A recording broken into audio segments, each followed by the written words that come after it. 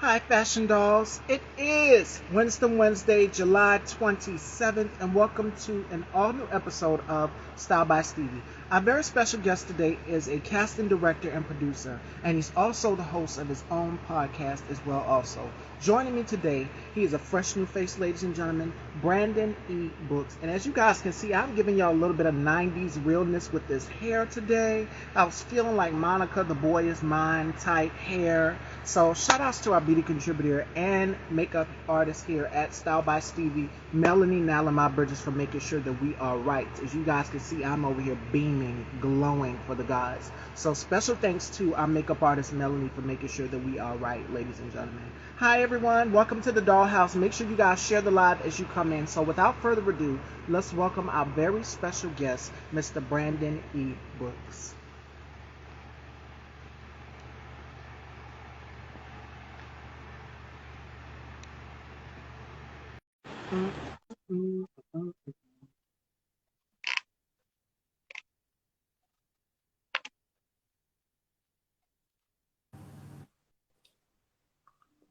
Hello, hello, hello, and welcome to the Dollhouse. Hey, how are you? I'm doing wonderful. How are you doing? I'm just trying to live my best life. All right, so before we get into this interview, how has 2022 been for you thus far? With everything that's going on in this country, this pandemic and everything, how's everything been for you thus far? It's. Can you hear me? Yes, I can hear you. Yeah, it's had its ups and downs. I mean, it's like all of us. I mean, it's work is because I'm in this entertainment business. It's crazy business. I actually had a good. I mean, it's actually I don't have stories that are bad as many bad ones as some people. Some people have I have some friends that have some really tragic stories from COVID. But actually, it did in 2020 at the end when things kind of let up after the quarantine and everything. I actually kind of utilized that downtime, and I utilized it like because there was a lot of people that were sitting home, so there was a lot of people that actually read scripts of mine and actually I kind of networked with here on Zoom or on different like Facebook Live or Instagram here. People that again that were hard to contact before because of their busy schedules and they had time because they were just sitting around. And I actually did a lot of business during the at the end of 2020 and going into 2022, and I was probably busier than I had been in years. Just again because I wasn't I took it as a sign instead of kind of feeling sorry for myself or just sitting around doing nothing. I kind of just used it as a kind of like kind of a kickoff to be able to network more with people that had the time at that moment, and that got me a lot of jobs for like a good 6 to 8 months straight from the end of 2020 into 2021. So let's start from the beginning here. You founded your own independent film company, Saint Center Entertainment. At what Yeah. point in your life, in your career, did you say, okay, I want to get into production? Did you always know that you want to get into producing and acting and creating your own content? That in the early 2000s, like is when it kind of popped off for me. It's I kind of was thinking about it in the late 90s, and so I was working a steady job like from the time I graduated high school to I mean just for years, and then I was looking for something to do that was more meaningful, something like creative. I was always good at creative writing, so in school, so I kind of came across an acting school in Atlantic City, New Jersey, Weiss Bear and Ryan, and went there and took a couple classes, and I just never looked back from there. I just started writing my own content and auditioning more, like from the skills that I kind of garnered from the school. But I saw at the time that there wasn't a lot of roles that were depicting who I was, or at least I was going out for auditions, and it was always like they were just roles that really didn't fit my personality or whatever. And I could play anything, but I wanted to play roles and stuff that I like. I wanted to be in horror films. I wanted to be in action films, just things that kind of like spoke to me. So that's why I started creatively just creating my own projects and doing and taking things from that point. And that started like in the early 2000s, and just never looked back. And you also have an independent film coming out, Not for Nothing. Tell us a little bit about that. Yes, Not for Nothing is a that actually we started that in myself. I was the casting director, and I'm also a producer of the film. The directors and the writers are named Tim Dallin and Frank Tartaglia. They're Philly guys. And they brought me onto the project. I want to say, oh my gosh, it's been a while now because of we got stuck. We started at the end of 2019, and like around, I want to say October 2019, doing casting and doing all the like early preparation, and we were set to film in March 2020.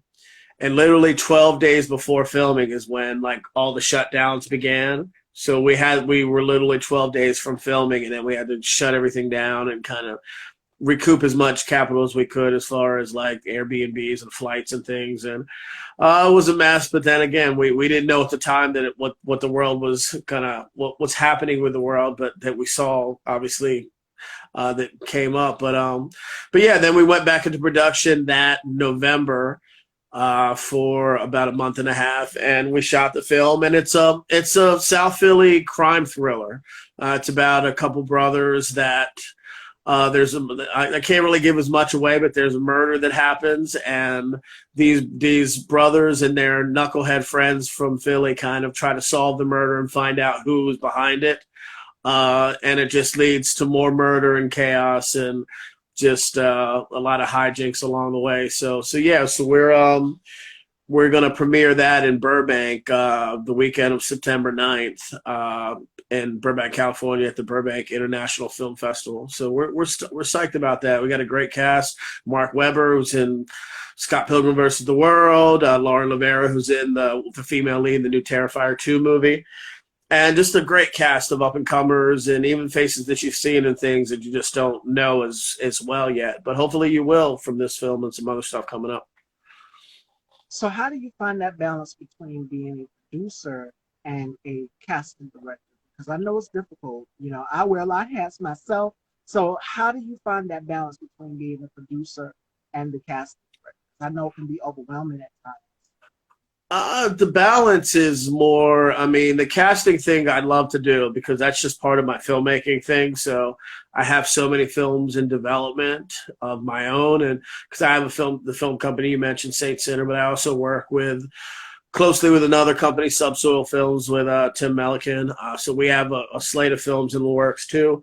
The balance is more so between the acting and the stunt work and the filmmaking, more so because I still do act frequently. I'd stopped that for years just because I was on more of the filmmaking front, but I've taken on a lot more acting things in the last few years because they came to me, and that was my first passion when I started. So, excuse me, my allergies are bothering me, but yeah, so that balance is just kind of, again, I don't really see it as a balance. I see it as more as I'm blessed to be able to do multiple things. Sometimes friends will write things and call me and say, hey, I got this role I'd love you to play. Or sometimes you got to send in self-tapes and read for things and audition for them. And sometimes I get them, sometimes I don't. But I just feel like it's something that is a blessing because I get to do both things. I get to make films and I get to be in them sometimes. And sometimes I am just producing and casting, and that's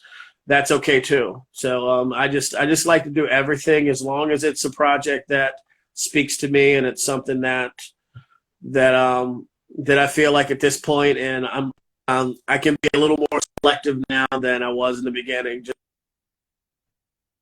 just because again it's a lot of time and effort that you put into everything, and I put 110% into everything. So if I do something, I have to really feel it. So. And not only that, I've mentioned producer and casting director, but you also host a podcast, the Indie Escape Network. So tell us Yeah. a little bit about that as well also. Yeah, the Indie Escape Network is was founded by Joe Ridgely. He had a show on previous to this that I watched and I was a guest on. And I just kind of followed it. And he kept the torch going as far as like the show, and he asked me early on, like once he was thinking about it, to consider coming on and doing a show. And I've watched a lot of podcasts. I listen to a lot of podcasts, and I love the medium because there's a lot of great information you don't hear anywhere else. But I just really wasn't feeling doing it at one point. But then, so it really took me probably a good 6 months to give him a definitive answer. And I was like, okay, it was a new year. And I was like, okay, let me just make this one of the resolutions and try it. So this past January of this year, I did my first episode, and it was a learning curve. The first couple episodes are a little rough, but because again, you have to kind of just, you've done this for a while, so it's just kind of finding your groove. But again, I have a lot of great friends in the industry from the long time that I've been in it, and so was able to call on a lot of what actors or directors or filmmaking friends to kind of. It's a bit easier when you start off with people because then it makes it less daunting to start with someone that you have to do your due diligence.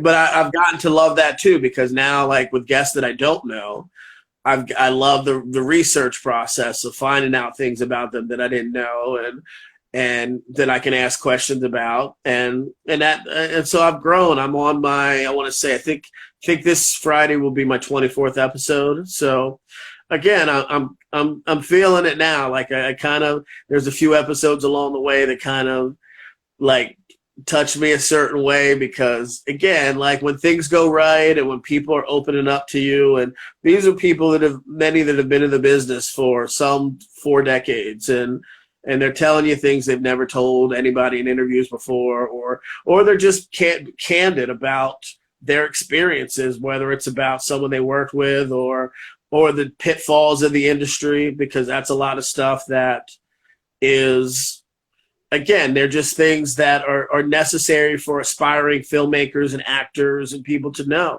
And there's a lot of guests who have opened up about things, from the director of Wrong Turn, Rob Schmidt, excuse me, Jeremy London was my last episode from Mallrats and Party of Five, and it's just an inspiring. The entire episode's an inspiring episode of just knowledge that he dropped about not just acting but just life. And there's plenty of other great guests. I mean, if you go on the Indie Network and watch, we're on YouTube, Twitter, and Facebook every week, and you can watch the replays. But for me, it's just, again, it's cathartic in a way, because I get to go and speak to like-minded people and that speak in terminology that I speak. And I don't get to do that on a daily basis, because, again, I'm not around as many people. Because I don't live in Hollywood or in that sector of people, but it's cool to be able to go on Friday night and talk to people that are in the business. Absolutely. So I was just about to say, Jeremy London, when I seen you post a clip, I said I've seen him in The Rage Carry 2 and Party Fight and so many other films and productions, so much behind the scenes. He also did, I think, Dracula 2000 as well too. So we've seen so much throughout his career. So for you, what was some of the best advice that he's given in that interview that stood out to you? For the Jeremy, it was great advice that he gave all of us. It was about being prepared, and that's something that I've heard from the very beginning of my career in acting classes and filmmaking study and everything. If you stay ready, you don't have to get ready. And preparation is key, because there's many times when people are offered opportunities and they can't take it because they're not ready.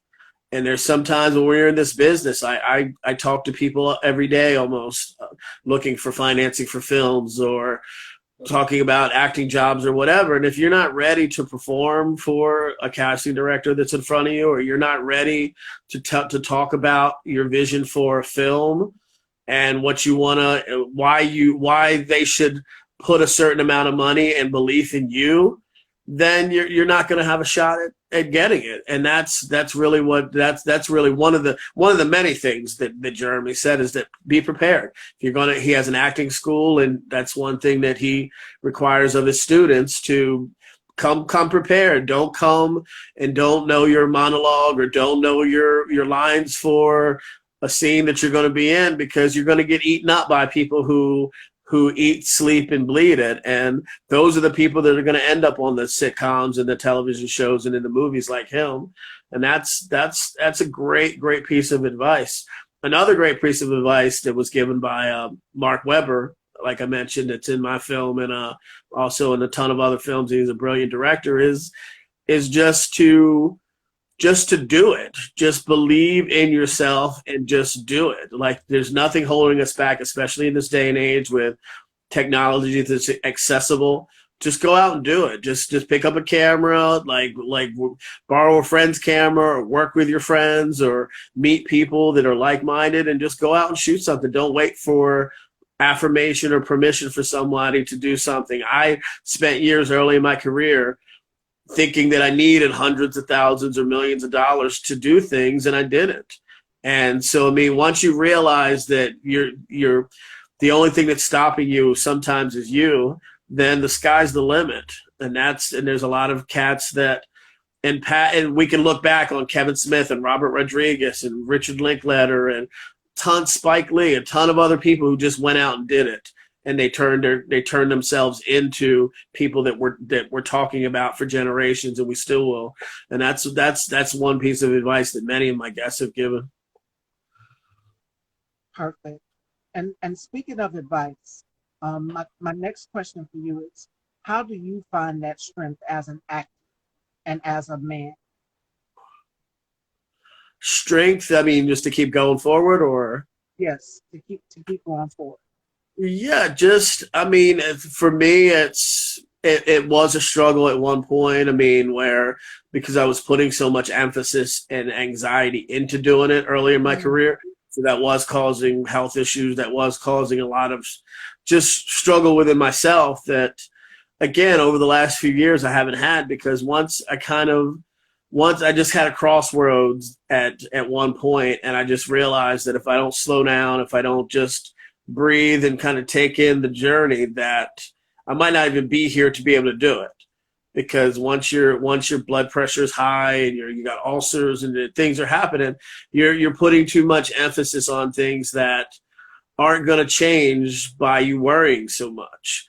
So when I kind of slowed my roll and just was a bit more zen, and I just kind of and even more so recently, just kind of believing in the journey and what can come forward, and seeing like where I want to go, and kind of using my subconscious to kind of guide me to where I want to be. And that's helped me. It's helped me, instead of worrying about every step of the road and trying to put deadlines to, I'm going to make millions of dollars by this date, or I'm going to make this huge film by this date. Just see the end results that you want. See that amazing vacation in Hawaii. See that Oscar. See whatever it is that I want, because I have lofty goals in this career, like that have some that I've reached and some that I'm still striving for. And once I started doing that and kind of manifesting like what I want to happen, and stop trying to push the envelope, then I sleep better. I feel better. It's just everything else is kind of falling into place, and people surround you. The right people surround you, like Joe Ridgely I met from the network, and other filmmakers like Tim from Subsoil, and the right people surround you when you're giving out the proper energy and that is necessary to really, because again, I ran into a lot of shady people along my way that again, I've had to kind of just wipe away, and I've had to like leave them where they are and let them focus on whatever their journey is. Because my journey is upward, and anybody that's pulling me down has to stay down. So. when I tell you you're speaking to my soul right now because you're practically saying everything that my mom has been saying in the beginning when you say, don't wear yourself short. Don't overdo it to the point where you're getting ulcers. Health is starting to become a problem. My mom literally just told me that not too long ago, which is slow down because I'm always on the go. With multitasking, with doing a talk show and then having family, it is definitely a balance. And then you're Yeah. doing it from home. But it's the good part about it is you're doing it from home. You get to see everybody, but you still have to make sure that everybody's taken care of. So again, it's that balance with handling family life outside of the show and then doing the talk show itself, making sure that everything is key. And I love what you said that Jeremy told you, which is punctuality, being on time. And that's something that I always stress about with my guests as well, too, is being on time for every interview. There hasn't been an interview. Well, let me take that back. There is one, and I accidentally overslept on one, but I always have my clocks and everything set. I always post my reminders, always tell people to repost everything so that, we keep the algorithm going and that people know that we're doing that interview that day. So I'm always on it. It's a lot, but I try to make sure that I'm ahead of the game. And punctuality really hasn't been a problem for me, but it definitely is a must if you're going to be in this business, if you're going to do production. Absolutely, absolutely. Punctuality and preparation. Yeah, you're right. It's there's those are three P's: punctuality, like preparation, and professionalism. Because you're seen as a professional when you have the first two. So I mean, and that's something I've learned over the years. And again, it was great advice from Jeremy, but it's advice that should be understood, but it's not for many people. So some people have to learn the hard way that. I mean, I've had friends, I've had family members, I've had other actors like again oversleep, and everyone's on set, and I'm calling or the AD is calling, and it's like, where are you? And then and again, it's when it's family sometimes or a friend. Sometimes though that person may think that, oh well, I'll be there, like, and that it's okay, because not that it's okay, but they get a bit of a pass because of who they are to you. And to me, like, whenever it is a friend that has hired me, I go out of my way to make sure I'm extra early, to make sure I'm even more prepared, because I'm representing somebody that is giving me an opportunity. I'm like, so if you give me an opportunity, like, I'm gonna shed the best light on that person. I don't want somebody saying that, why'd you hire your boy, doesn't know his lines, or he showed up late, or whatever. That makes my friend look bad. So for me, that's what I've told people, and I've had to fire friends and family before. I mean, it's one of them things where if you don't, this is a business, and I know it's cliche-ish, but time is money. When you're in films, whether it's small money or big money or whatever, and when you don't take it serious and everyone else does, it does set you back. So there were days where we couldn't do things because someone didn't show up. And then you have to pivot, and you can't always pivot to something else. So if you have to cancel a day because someone's going to be 2 hours late or whatever, or shorten your day, then again, it's an issue. And sometimes you have to make that tough call, whether or not it's a family or friend or not. And most understand, some don't. Some don't talk to me anymore. But again, there are situations that if you really look deep down in your soul and you see it wasn't me being a tyrant, it was just like it wouldn't be for you or anybody else. If Right. if someone doesn't do something that's necessary, then you need to find somebody who will. Absolutely, 100%. And I did a horror film back in 2020. I started a horror film, no acting experience and everything. And the director of the film, he wanted me and the other cast members to remember our lines. He stressed that at the table read, make sure you guys remember your lines. So when we do the day of shooting the film, it comes out perfectly. The funny part is, I wish that everybody could see behind the scenes though, because we went over each other's lines. We were saying each other's parts and everything. It was so funny. But I nailed it. I went in with no acting experience and nailed it with flying colors. I was so nervous. Like, I've never done this. I'm used to doing public speaking and Yeah. hosting talk shows and fashion shows, things like that. Because I also did radio as well, too. I did 216 The Beat in Cleveland, Ohio. I did the Style Report every Saturday. at Awesome. 2:45 and calling in because fashion and beauty is my specialty. You guys look at my Instagram, see all the pretty women and myself. You know that's my specialty is fashion and beauty. So Mhm. calling in every Saturday to do that style report is punctuality and it's time, making sure that everything is on time, even for that film, the film that I starred in, The Assistant, which is out right now. Um, that one, the producer was very strict about making sure that you be on time, making sure that you memorize your lines. But he even kind of chuckled at it itself because we all went over each other's lines and things. So punctuality and professionalism is key. And so far, almost every single one of my guests that I've had on this platform have said, after we've done our interview, very professional, very beautiful, making sure that you're always on time for everything, and that's, because reputation in this business follows. And I said that not too long ago to one of my guests that this is a small business and no matter who's hearing, the who's who is watching, and they're going to hear this and they're going to say, okay, is this person going to be on time? Are they going to be punctual? So punctuality is key in the entertainment and film business. Absolutely. Absolutely. I mean, couldn't have said it better. Couldn't have said it. I look forward to seeing your horror film. Like that's yeah, Yeah, is it's that out right now. is it still filming or is it's still filming or it's out, it's in post? It is out right now. It Oh, it's out. is. Okay. Yes, it is out right now. The assistant to Jante Productions, Jante. Okay. It is out on YouTube, and you guys can check it out. My Okay. co-host Johnny is in the first one, The Assistant, and you guys can check that out on Amazon Prime. So definitely, Awesome. go and check. Congratulations. Congrats. That's all. That's cool. It's cool to have a good first time experience because that's not always the case with some people. Like it's and it can be just nerve wracking because again, it's you want to do a good job, and if you're new to it, it's especially like yourself that you're brand new to it. Some people have the ability, like have the crutch of having been in acting class and go through that whole process. But that's good. It's good that you had a good experience because that'll help you to be able to do it again and have even more confidence going into other roles. So it's awesome. Definitely. And shout outs to my brother K2. He asked me that when we did our interview, would you like to do more acting? I would, but you'd have to get, I wouldn't have no problem getting all of the things, but just again, for me finding that balance, of wanting to be an actress. Which I mean, if it happens, it happens. I mean, I'm not gonna say no to it, but I'm open to all avenues.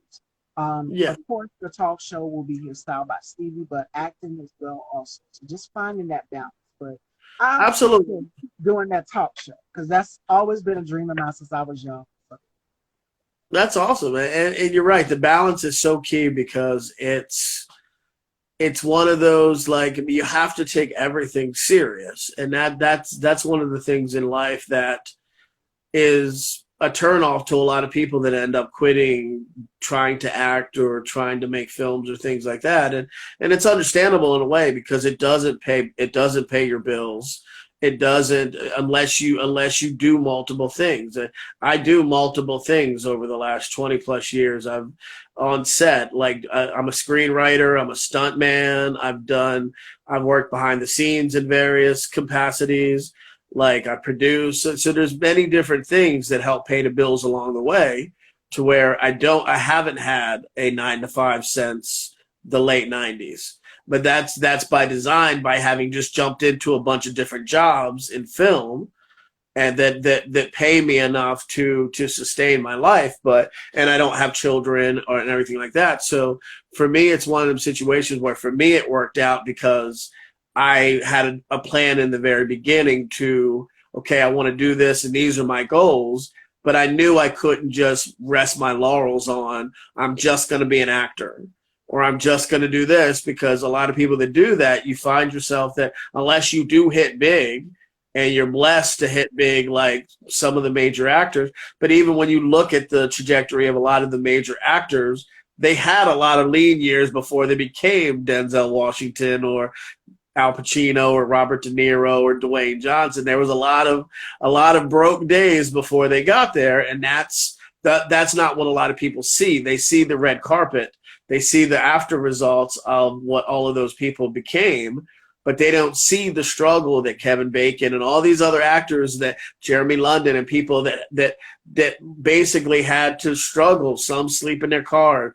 There's a guest of mine on IOU that slept in their friends' closets like for months while they were in Los Angeles trying to make it, give a go of it at their career. So again, it's not an easy life, but if you love it and you get up every day and you feel it in your gut and it's a passion and you fight for it, then I mean you got a shot. But it's like you said, finding that balance of, if you're going to do multiple things, understanding, like not pushing yourself like I was pushing myself too much in one side of it, and then finding that balance. Sometimes it's with family, sometimes it's with working out and like taking care of your body in that way, and there's other avenues, but it's just key to keep that equilibrium, because that's what'll give you the sustainability to be able to move forward and do multiple things. You can do a show like you do and be an actress and do other things and excel at all of them, because you have that balance to be able to do it. You're not putting too much effort into one and not enough into the other. Absolutely, 100%. Hi, Chanel, actress Chanel Holiday, ladies and gentlemen. Make sure you guys go and follow her. We're going to get into our games here with Brandon. The first one is called the Rapid Five. And then the next one is going to be called His Thoughts. We're going to go through the list of producers, and he has to give us one word to describe each producer. So the first one we're going to start off with is the Rapid Five. And Brandon has to tell us five things that he can't live without. It can be his favorite food, your favorite football team. It can be your life's passions, goals, whatever you believe in. What are five things that Brandon can't live without? This is awesome, but I'm up for the challenge. Sushi, uh, Chinese food. Wow, it's not good that two of them are food related.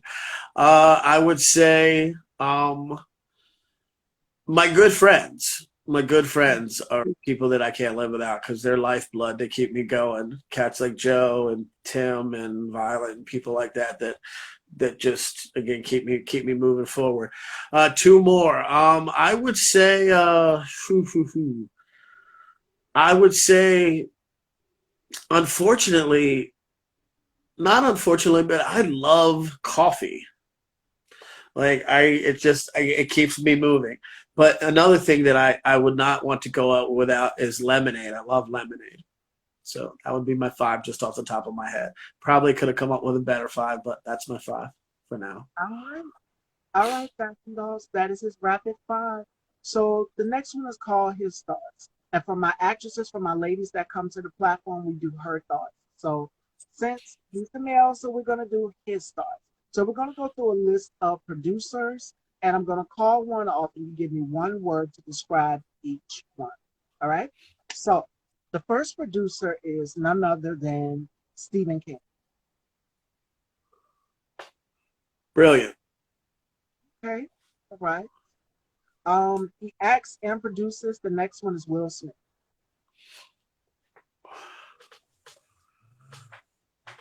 Ooh. Prince. Okay. All right. All right. The next one is Jordan Peele.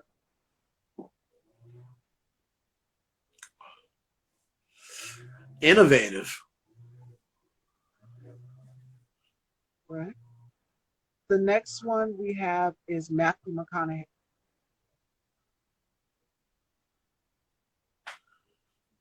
Awesome. Okay. All right. None other than Denzel Washington. Goat. Okay. And last but certainly not least, I had to throw a twister in here, Brandon E. Brooks. Evolving. Okay. All right. And that is his thoughts, ladies and gentlemen, where we find out producers or actors on actors' connections through their work. So I hope a lot of you have paid attention to that segment, because I was watching Regina King, and I was also watching Anjanou, who's worked alongside Will Smith in the King Richards film. And these two ladies were basically going through their career, giving each other their flowers. So that's sort of like what we do here at Style by Stevie is when it comes to producers, there's producers that look up to producers that love to Yeah. give each other credit. And that's what we do here. So that's what that part is all about. So before we conclude this interview, we got a couple more questions for Brandon I'm going to ask him. And the Indie Escape Network is here. I pinned them, so make sure you guys go and subscribe to the YouTube channel as well. I see my brother K Tooks come in. Tune in tomorrow to the K Tooks spot. There won't be a show, but we will be back Friday with Rashawn Smith. So giving you guys the heads up on that. Tomorrow on the K Tooks spot, Raheem Brazil, who's also a producer, an artist, director. He is going to be on the K2 spot tomorrow. So tune into my brother's platform, the K2 spot, here at 9 p.m. tomorrow. So my first question for Brandon is, what advice would you give to the youth? Because there's so many people, when this pandemic hit, when I asked you in the beginning of the interview, about your 2022 and things, a lot of things, especially in New York and like the Broadway scene and so many others have got shut down because of this pandemic. Like me and my grandmother and my mom, we were having a conversation and we were saying, we never expected this to come. Nobody did. Like the shutdown was real for a lot of film crew and producers, and directors who were working diligently on projects since 2019. And it's affected a lot of people. So what advice would you give to up and coming film students who are looking to get into the business, who are looking to become producers and directors? What nuggets or gems would you give them? I would give. I mean, yes, you're absolutely right. The COVID and that whole time frame did decimate a lot of industries, whether Broadway and just, I mean, businesses in general. That businesses I grew up with that I loved that just went away, unfortunately, because of just that terrible time. But as far as advice for the younger youth or anyone that's trying to get in, I would just say that we live in a time that things are a lot more accessible. But with that, with social media and with all of the different things that are accessible, it's still key to do your due diligence as far as like if you're going to go on, there's a million casting sites and there's a million ways that you can find things, whether it's on social media, some people on Craigslist. But when you find these opportunities, like it's good to reach out to people, and not everybody has someone to reach out to that might be able to shed light on whether someone's good or bad. But that's where you reach out. That's where, like, when you see different, I always tell people, that's why you go into groups, like film groups, or like whether it's on Facebook or IG or wherever. There's film communities in different places that somebody knows of someone. So or there may be someone that can help you research or find out if someone is a legit photographer or cinematographer or a filmmaker or someone, because there is a lot of posts, and unfortunately we live in a world where there's shady people. So I always tell actress and model friends, like, if you see a post, do your due diligence, or if it is a job that you think may be legit that you want to take someone with you. Take someone with you that, like, for that first time to meet whoever it is, because you don't really know what you're walking into. It could be a loft. It could be someone's apartment. There's a lot of independent films that are shot in people's houses. So you don't really know what you're walking into. I've been hired for jobs in other states and flown to those states, and we're shooting in a house. Well, again, that's fine because I knew the script. I knew there was going to be houses in it, and it's fine for me because, I mean, and this isn't at all a misogynistic thing or not, from male to female. It's just, it's a bit for anybody to walk in situations that you're unaware of. Just be sure, male, female, or what, be sure what you're walking into, because if I'm going to go into a warehouse in Detroit and leave New Jersey, I don't know that I'm not walking into a bad situation for some reason or another. So it's just always good to ask and keep asking until you find a few people that can validate. And there's also one of the key things before you even do that is educate yourself. Just like Jeremy said, like, be prepared. Go take classes. Don't think you can take shortcuts because you did something with your friends, and that's fun. It's fine to do YouTube stuff and practice in front of the mirror and do those things. But if you want to take it serious as a career, you have to educate yourself. You have to scrap together, like I did, scrap together money, a little bit of money that you have, and take some acting classes and get some feedback from those acting instructors and whatever, because that's really what's going to propel you to a next level of being able to get in a Jordan Peele film or be able to do something with Matthew McConaughey or anybody, even on people on a higher level or lesser level. So for me, it's one of them situations where too many people that have come in front of me, they want me to help them to jump over those hurdles. Just put me in the film. I want to act with Ernie Hudson, or I want to act with, and I'm like, but you don't have the skills to do that. And then they're mad at me because I'm giving them truth. But I went to acting school for 6 years, and I'm not qualified to be on screen with Denzel Washington or certain actors of that caliber or whatever. And I put in time. So not everybody is ready for prime time. Like, I can do a certain amount of things and I can be confident in it, but not everybody, even trained actors, sometimes are not ready for certain things. So it's really key to be prepared, educate yourself, so when you get those opportunities, you're ready for those opportunities. And yeah, that's a little bit of the best advice I've been given over in my years, and that's advice I give all the time, is that study and train, and it doesn't always take money. There's a lot of books. There's a lot of podcasts. There's a lot of, you can go online and watch acting instruction and follow it or whatever. I spent thousands of dollars that I scraped together through odd jobs to go to school to learn from people who did it. But not everybody is going to be able to do that. But we do live in a time now where you can get a book. You can go online for free and educate yourself. And if you take it serious, and then that's something that you'll do. Absolutely.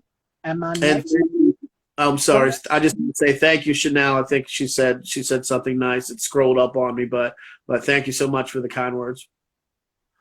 Yes, this is information that people could use. There's so much out here.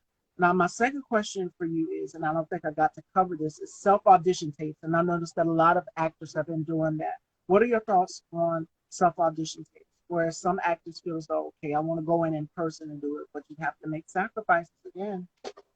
It's the way of the future. It's not going to change. There still will be, like, in some ways, there still will be in-person auditions, like on a major level, probably, because when they're putting millions of dollars into TV shows or movies, you're going at some point go in and shake hands, and they're gonna size you up in person.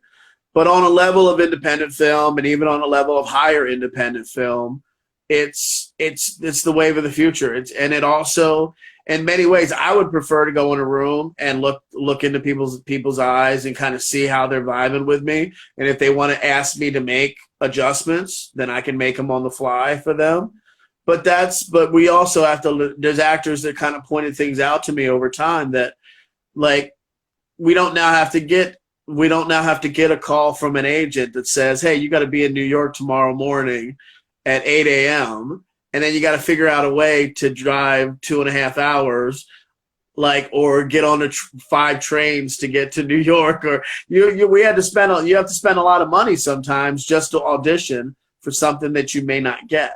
So now we kind of live in a world where you can get a ring light, you can get in front of a thing, you can take the time with the sides and read them and go over them, and you can do as many takes as you want. And give the best performance that you can give and send it to a casting director. And if they like what they see, then they can proceed with you.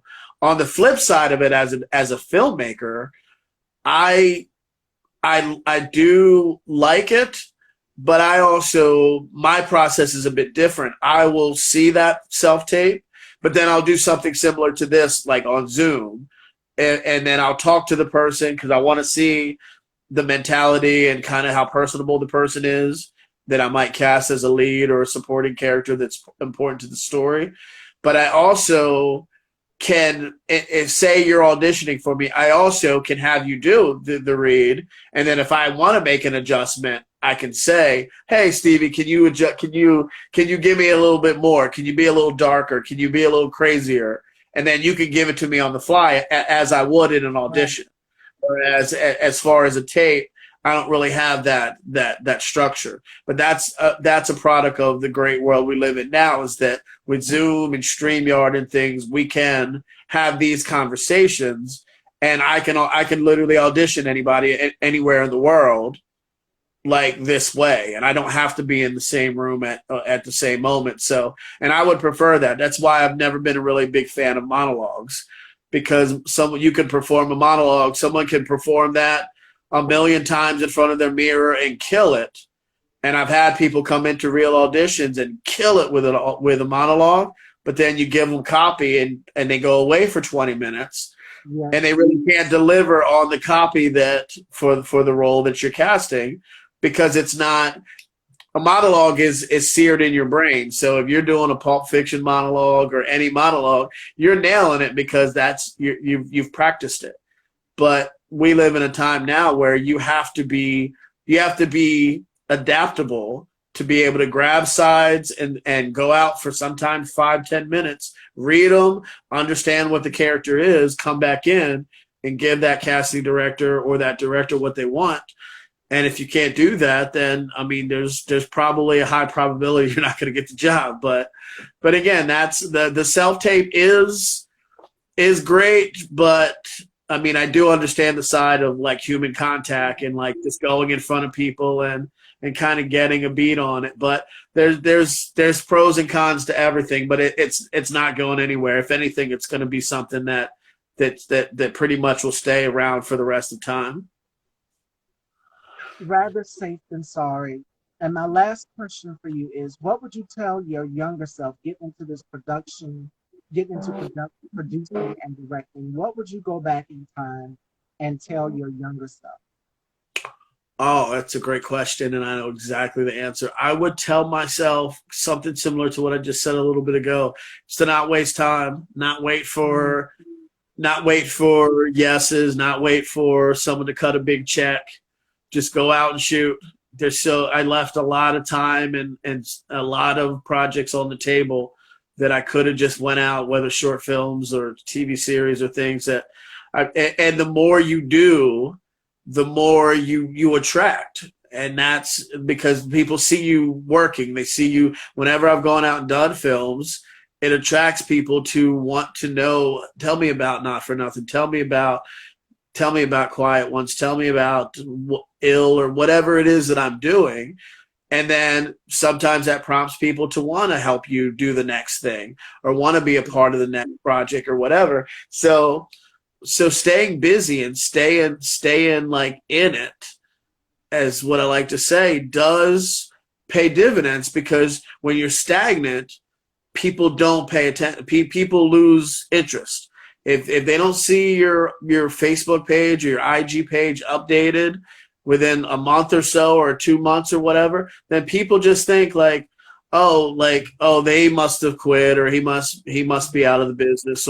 And again, because it is a what have you done for me lately business. So for me, I always try to stay up on my pages. I always try to, even if I am in process like I am now, like with different financiers about different slates of projects on my table, you still have to present yourself. And for me, sometimes when I'm in financing talks for months for movies, I present the acting side on my social media because I'm doing acting stuff. So you always have to continue to show people that you're in it, because that keeps them understand. Okay, wow, you're always busy, you're always doing something, and I am busy around the clock, whether it's writing a script or funding conversations, like we had two before this meeting, funding conversations with different financiers for films.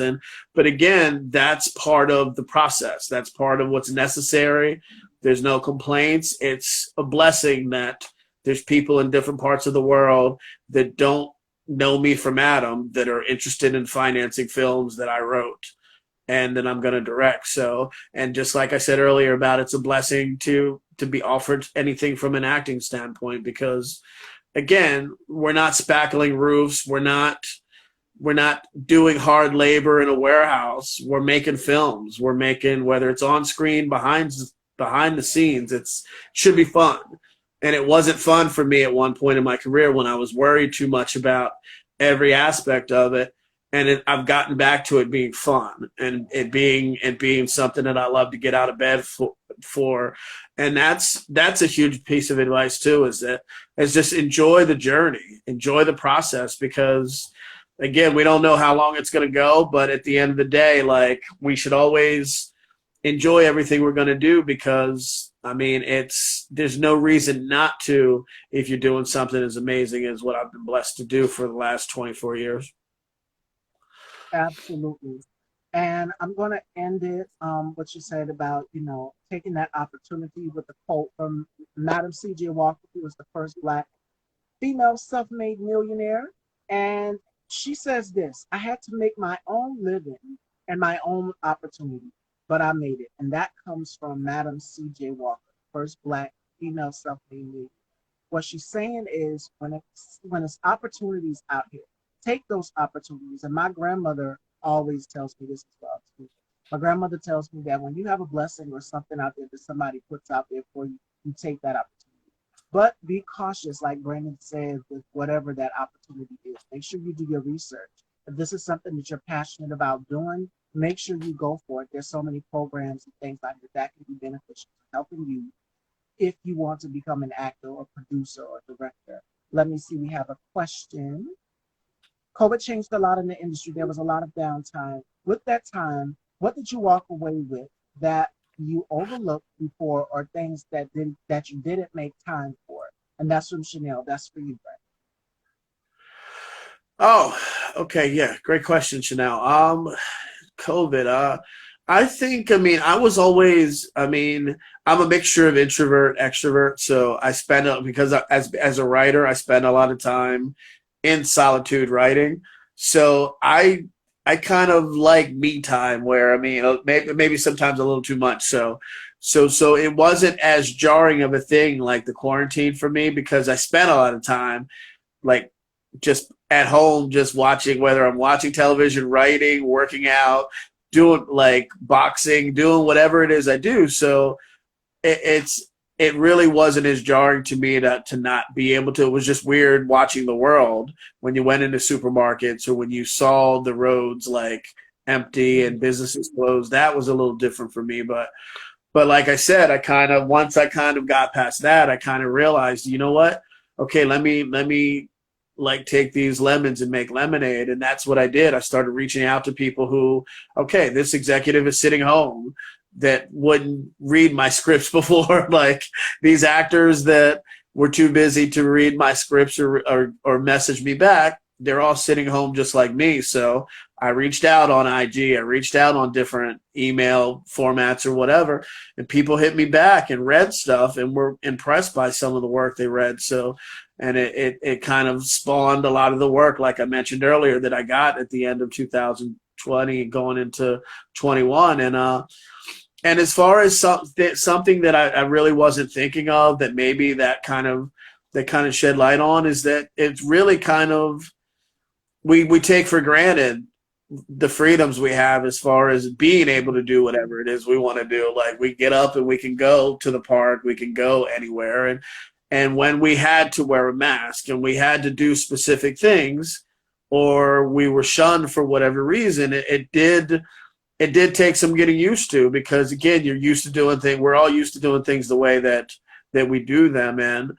and it realizes that how blessed we are to be able to have the freedoms we have. Like some people will say differently as far as this country or whatever, but we are afforded a lot of freedoms that some other countries don't have, and we do take a lot of things for granted. So when some things were stripped away, it made me realize, wow, I can't wait till I can walk in a store now without a mask on my face.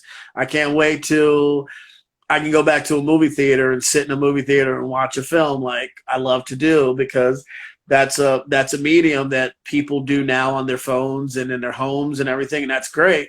But I still love to go see a movie that interests me in that format in a theater. And those are things for me that were lost during that time frame.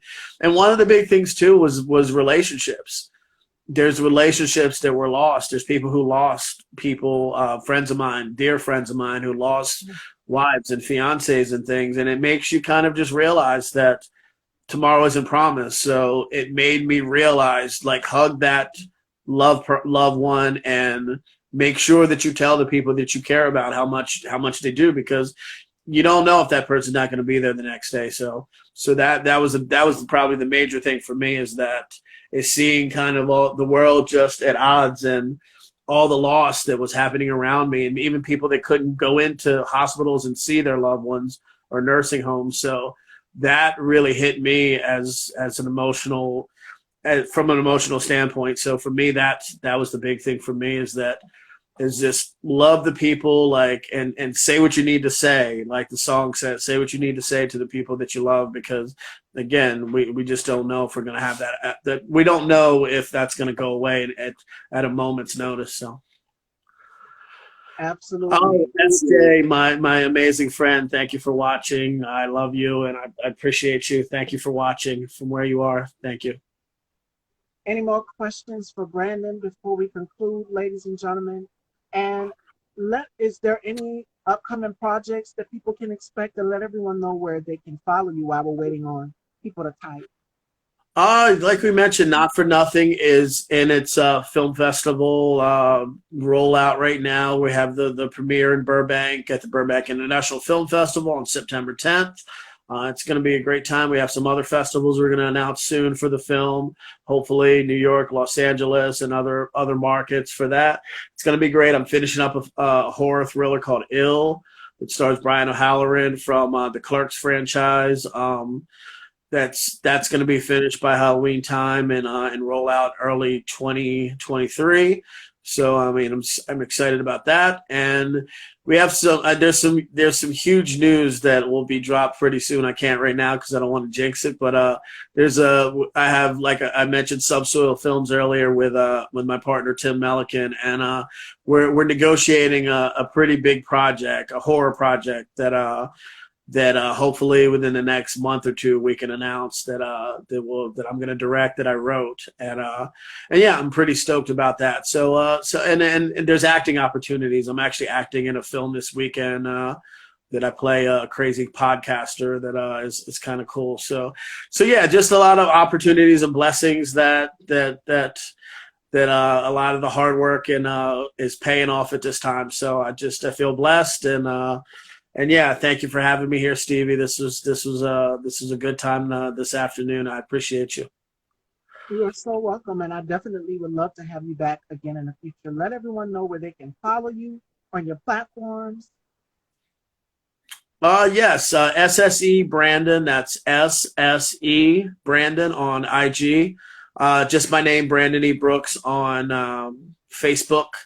You can also follow, I'm on TikTok as Brandon E. Brooks too. Yes, I'm on TikTok. I got on TikTok about 6 months ago to promote the Indiascape Network and my podcast. So there's also an Indiascape TikTok. Please follow that, and go to the YouTube for the Indiascape Network, and you can see the replays of all of my shows, IOU. We also have a lot of other great shows on there every day of the week that we have some great hosts on. So yeah, I mean, and anybody that wants to reach out or anything on those platforms, I'm pretty accessible to get back to you or whatever. So yeah. And again, like I said, Stevie, thank you. This was amazing. It's always good to talk with good people about this crazy business we're in. And I think you just covered that, but we have a question for you from Chanel. Chanel wants to know, how can we submit for the upcoming project? If you go to there are links on. Oh man, I would just say go to ssebrandon, which is my IG. I actually do have a Saint Center Entertainment Facebook page. Please add that, and you can message me through that. You can send headshots, resumes, or if you have a website, you can go through there. Or I mean, or you can message me. I mean, I believe there'll probably be a replay for this, correct? This episode. Yeah, If and people we'll can be look, uploading so then you can look back. Okay, so Brandon, my first name Brandon at saintcenterent.com. So it's Brandon at saintcenterent.com. You can email me there and headshots, resumes, reels, or whatever, and yeah, and I'll put you on file. And we have projects that are going to be all over the world, like upcoming in the next couple of years. So from not just East Coast, but West Coast, and also overseas. So yeah, send any information you have to that email, and yeah, and I'll put you on file. And if something hits as far as what we're casting for, because we're casting for a number of different things, from a television show to different films of different genres. So if anything hits, then I'd be glad to have you audition, Chanel, or anybody that's watching. All right, Fashion Dolls, I think that covers it all. Make sure you get the information, follow the Indie Escape Network, subscribe to the YouTube channel, check out that podcast, follow Brandon, and this interview will be saved. It will be uploaded. Make sure you guys head on over and subscribe to Style by Stevie Daytime. The interview will be uploaded there, and you guys can see highlights and clips of the interview in a few minutes. I will post those as well too. Brandon, thank you so much for coming to the dollhouse here and giving us an education. It was such a pleasure having you here, and I'd love to have you again in the future. Absolutely. It was a pleasure, Stevie. Thank you very much. I appreciate all this, and it was great. Anytime you want me back, I'm here. You are so welcome. Definitely will be reaching out again in the future. All right, you enjoy the rest of your day. Thank you again. You too. Friday, ladies and gentlemen, Rashad Smith will be here, so make sure you guys tune into that. Check my stories. Make sure you guys subscribe to Style by Stevie Daytime on YouTube. I love you all, and you are so welcome, Janelle. It was such a pleasure having you all here in the dollhouse. Style by Stevie. Take care, and no show tomorrow. See you guys Friday.